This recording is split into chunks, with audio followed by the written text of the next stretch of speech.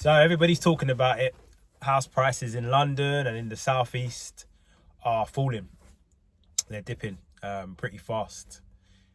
But is it because there's a property crash? Is it a correction? Or is London and the southeast just not a place to buy in anymore?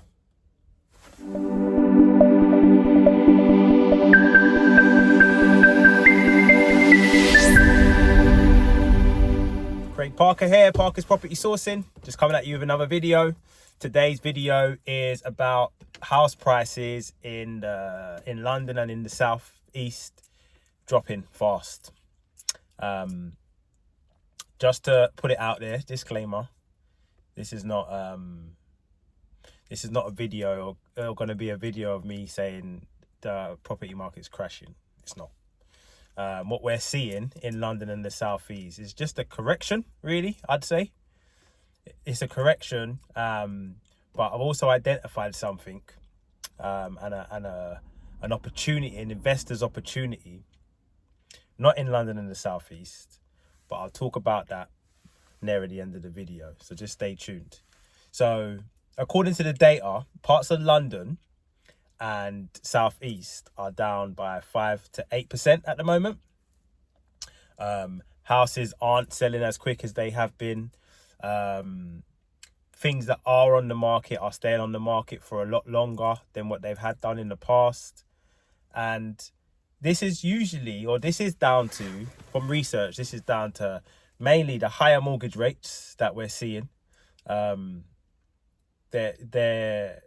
If you're trying to buy a house in London now or in the southeast, especially like if you're a homeowner and you're trying to buy like a family home, average house price is between 350,000. The mortgage rate on that is so high, it's not affordable. And then you got people that have mortgages of that size that got them when it was at 2%, and now it's at 4.5-5%. It is a massive struggle. So, they're trying to sell. People don't want to buy.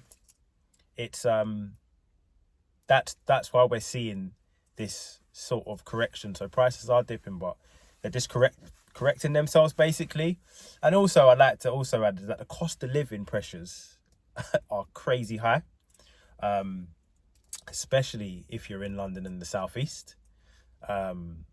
So that's why we're seeing a dip in house prices and a dip in sales in London and the southeast. Luckily for me, and I'm not sure about you guys watching this video, but I don't invest in London or the southeast. I invest up north, up the northeast. And UK property market is split into two basically, and we know that anyway because the prices down here to the prices, or the prices down south and London to the prices up north, the difference is crazy, but in the northeast at the moment, property prices have risen by 8% year on year in the last couple of years. So we're seeing a crazy growth up north and a correction down south, which is good news for an investor if you're investing up north. And it's something to really start thinking about, as a property investor. Where do I want to be investing and where can I get in at? So really it comes down to, affordability and return on your investment.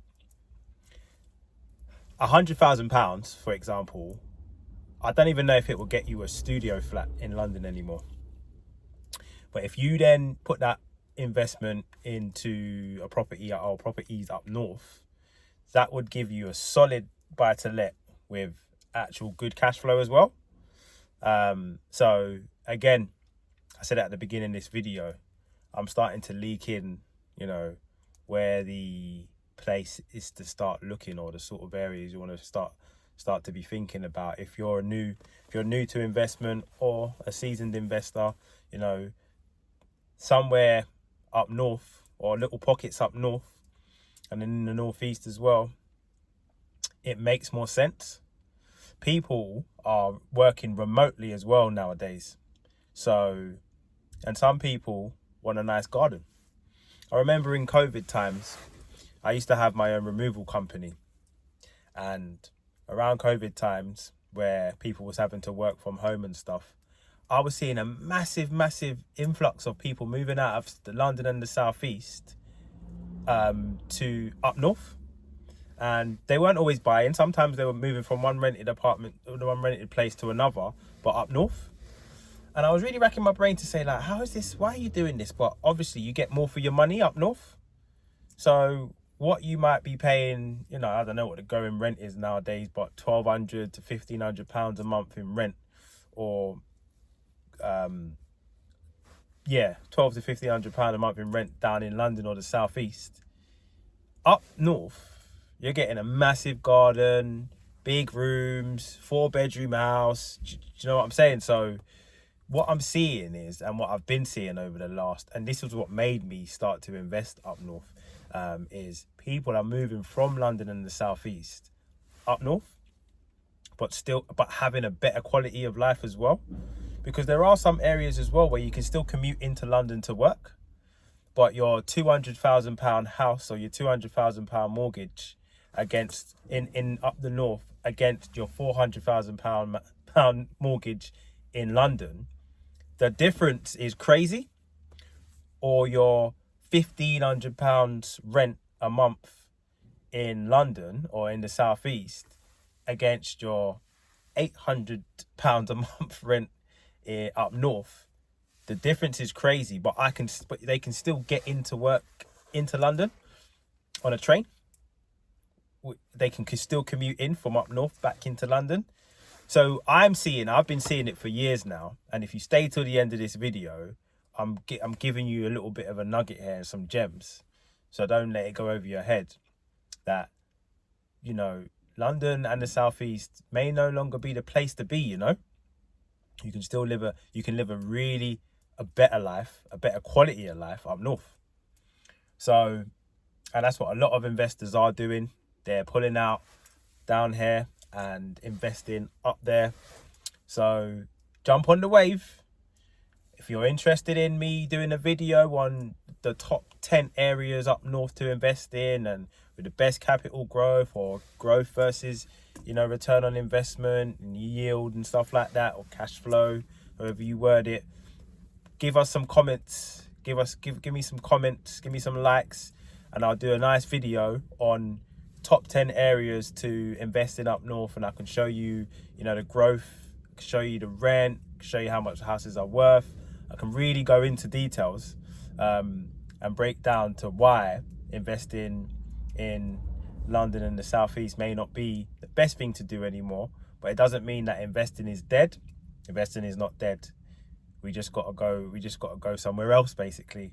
And right now, as I've said, up north is growing year on year. So really hope you guys have enjoyed this video. As always, I've been Craig Parker. Till next time.